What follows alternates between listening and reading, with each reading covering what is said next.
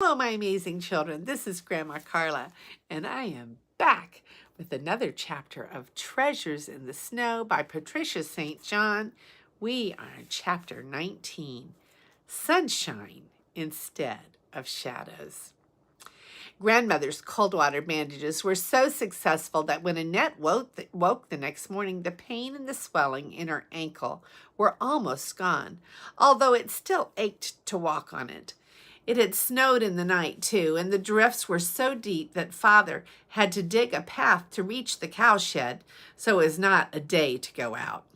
But Annette and Danny and Claus and the three kittens, all underfoot in the living room, were just too much of a good thing, and by afternoon, Grandmother suggested they should all go over to the hay barn.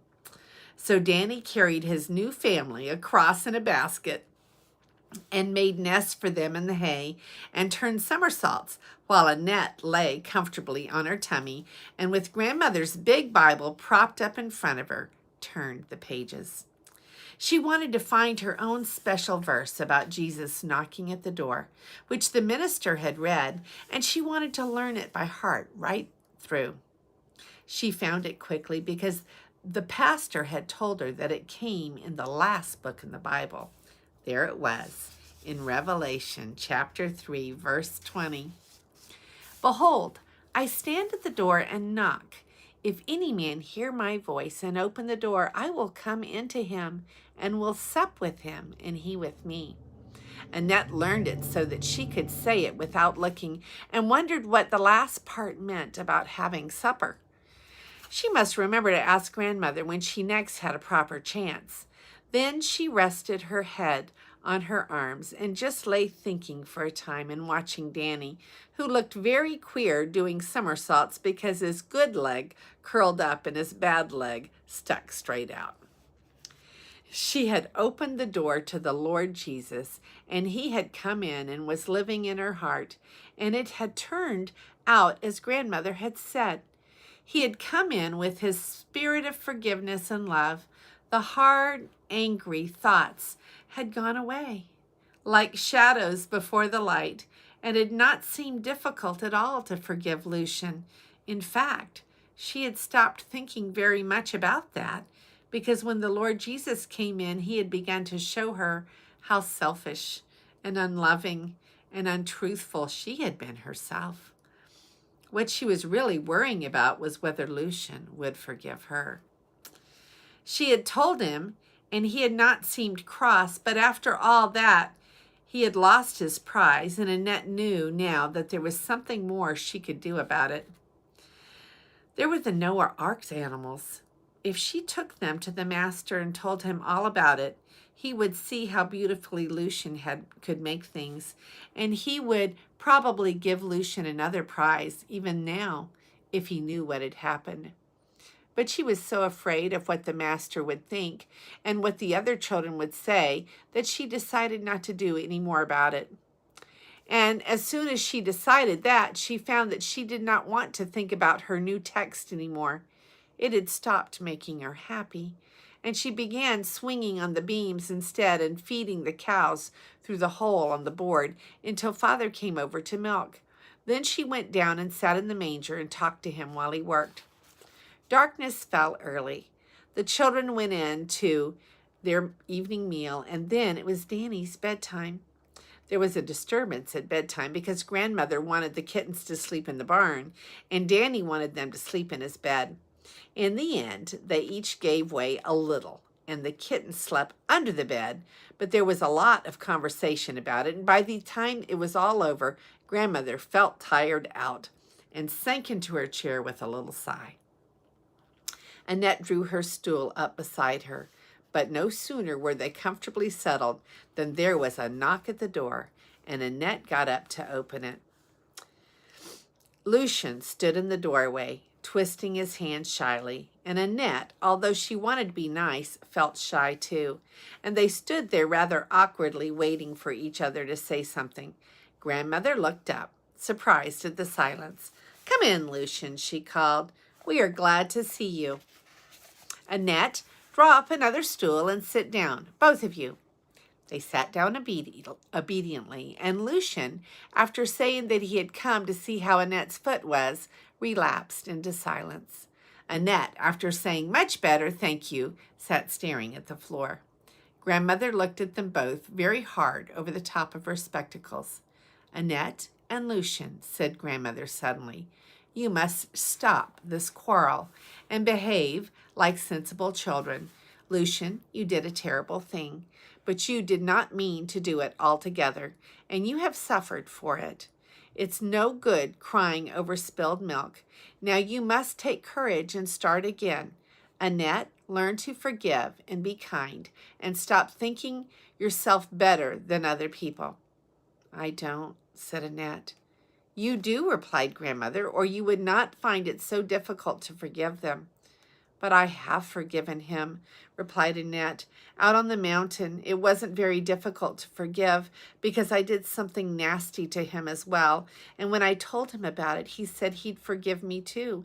Didn't you, Lucian? So we're as bad as each other."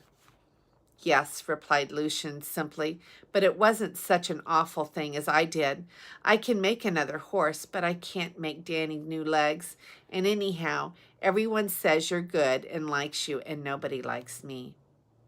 "But perhaps," replied Annette, "it's because they all know what you did and nobody knows what I did. And do you know, Lucian, this afternoon I was thinking I ought to tell the master, but somehow I don't think I ever dare." They were talking to each other. Grandmother sat listening, but because it was Grandmother, they did not really mind. Now she spoke. "Annette," she said suddenly, "how did you come to feel that you could be forgiving? 2 nights ago you told me you never could." "Well, Grandmother, I opened the door, like you said, and then it all happened just as you said. When I asked Jesus to come in, somehow it didn't seem so difficult." "Yes," said Grandmother, "I knew it would be like that if you would only open the door. When Jesus, with his great love and forgiveness, comes into our hearts, there just isn't room for unkindness and selfishness and unforgiving thoughts. They go like darkness when the sun shines in. But there is something else besides unkindness that the love of Jesus cast out. Give me my Bible, Annette." Grandmother turned the pages slowly, peering at the print until she found the 4th chapter of the first epistle of John and pointed to verses 18 and 19. "Read it, Annette," she said. So Annette read aloud, slowly and distinctly. "There is no fear in love, but perfect love casts out fear, because fear has torment. He that feareth is not made perfect in love.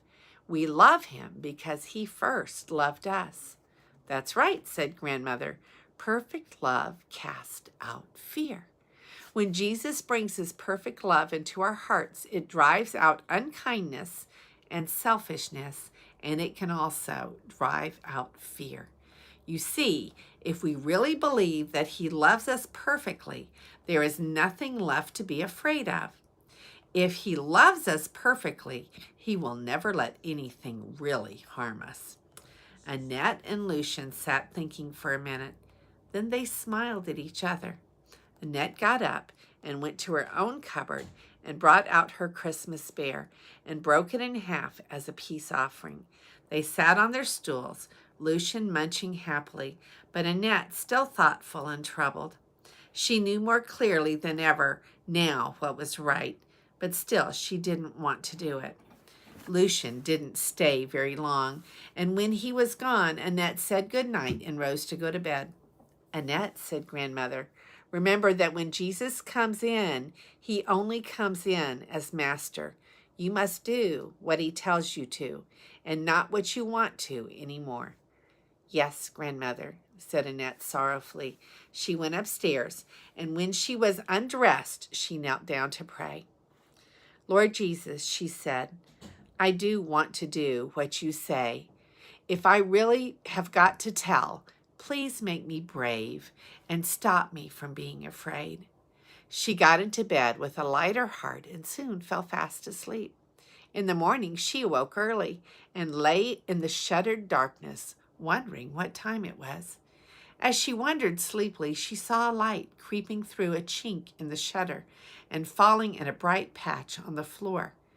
It's morning, thought Annette. I'll open the shutters and see if the sky is beautiful. She jumped out of bed and flung them back, and the light streamed in. The valley still lay in deep shadow, but the sunlight, rising over a gap in the mountains opposite, had crept down as far as their house.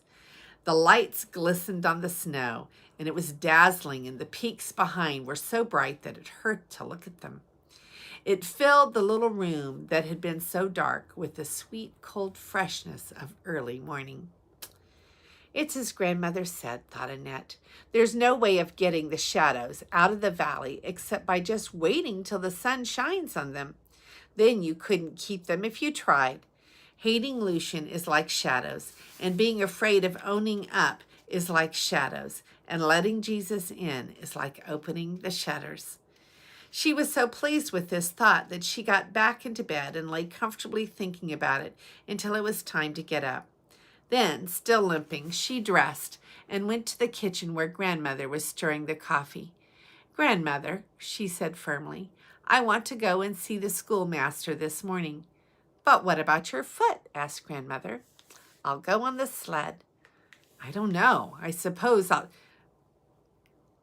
go on the sled. But how will you get back? I don't know. I suppose I'll just limp back. But whatever happens, grandmother, I must go and see the schoolmaster this very morning. I can't wait. What's all this about? Chimed in father, who was knocking the snow off his boots in the doorway. If Annette wants to see the master, she can go down with me. I'm taking the cheeses down to the train in the mule cart. I'll drop Annette at the house and pick her up on the way back from the station. Annette's face brightened joyfully. She just couldn't have waited. If she had waited another whole day, she might start feeling terribly afraid again. Sitting beside father in the mule cart with the cheeses bumping about around her and the Noah's Ark animals wrapped carefully in her hanky, she didn't feel quite so happy. She couldn't imagine what she would say to the master. What if he were very, very angry with her? He might be. What do you want to go see the master for? Asked father suddenly. Are you tired of having no lessons to do? Annette leaned her golden head against his coat. No, she replied shyly. It's just something I want to tell him. It's a secret, Papa. She slipped her hand into his as it held the rein, and he, good, wise man that he was, smiled and asked no more questions. He was a very busy man, working hard from early morning until late at night to make his little farm pay enough to keep his children. He did not often have time to talk to them seriously. He left that to grandmother, but he usually knew what they were thinking by watching their faces and listening to their ordinary chatter. In the quiet of the cattle sheds and the forest, as he worked for them, he thought about them and prayed for them. He knew that his little daughter had been miserable, that something had happened to her, and that she had found peace. But he was quite content to know that she was happy without asking why or how. They jogged on in silence until the white house came in sight. In summer, it looked spotless, but against the purity of the snow, it looked dingy and gray. Down you go, said father, and I'll be back for you in about a half an hour. The mule lurched on, and Annette, with her heart beating very fast, walked up the path and stood for a long time without daring to knock. In fact, she might have stood there until it was time to go home again if the master had not seen her out of the window and come and opened the door without her knocking. Come in, said the master genially, taking her into the little room where they had so often sat and done lessons together. He loved his children, and in the holiday time he missed them and liked them to call on him. Annette went straight to the table, and she undid her handkerchief and arranged the little Noah's Ark animals in a row. Lucian made them, she announced firmly. Aren't they good? The master picked them up and examined them with interest. "They are beautifully done," he replied. "They are really exceptionally good for a boy his age. He will soon be able to earn his living. I had no idea he could carve like that. Why did he not enter for the handwork competition?" "He did," answered Annette, still very firmly. "That's what I came to tell you about. He made a little horse, and I smashed it when he wasn't looking because I was so angry about Danny. But I am sorry now, and I wondered if he couldn't have a prize after all, now that you know all about it." The master looked at her thoughtfully. Her cheeks were scarlet, and her eyes fixed on the ground. "But I haven't another prize," said the schoolmaster at last. "There were only two. One was given to Pierre, and one to you." "Then Lucien ought to have the one that was given to Pierre. It was for the best boy, and Lucien's was much better than Pierre's." "Oh, no," replied the master. "We couldn't do that. After all, Pierre won the prize quite fairly. We couldn't take his prize. If you really want him to have a prize, you will have to give him yours. It was your fault that he lost it, wasn't it?" "Yes," said Annette, and she sat in silence a full 3 minutes thinking. Her prize was a beautiful book full of pictures of all the mountains in Switzerland. It lay in her drawer wrapped up in tissue paper and was her most precious possession. Of course, she could easily say no, and she knew the master would never force her to give it. But grandmother had talked about perfect love. The Lord Jesus, with his perfect love, was living in her heart now, and he wouldn't want her to keep back anything. "All right," said Annette at last. "Good," replied the schoolmaster, and there was a look of triumph in his eyes, because in those 3 minutes he knew that Annette had won a very big battle. "You shall bring it to me when school begins, and I will present it to him in class, and the children shall see his carvings." "Very well," said Annette, and she looked up timidly into his face to see if he thought her very, very wicked, but he smiled down at her, and she went away knowing quite well that the old master loved her just as much as he had before. Back up the hill with the empty mule cart, bumping and jolting over the snow, home again, and Annette climbed the steps and stood on the veranda. And Danny came and stood beside her with his arms full of kittens. Behind her, grandmother was cooking the dinner, and in front of her, the sun had reached the valley. She gazed down at the glistening roofs and the silver river, felt Danny's warm little hand in hers, and smelled the delicious smell of steaming soup behind her. This morning, the valley was full of shadows, thought Annette, and now it's full of sunshine. And she knew it was like the Lord Jesus coming into her heart and filling her with love and light and courage. And this is Grandma Carla, and I love you.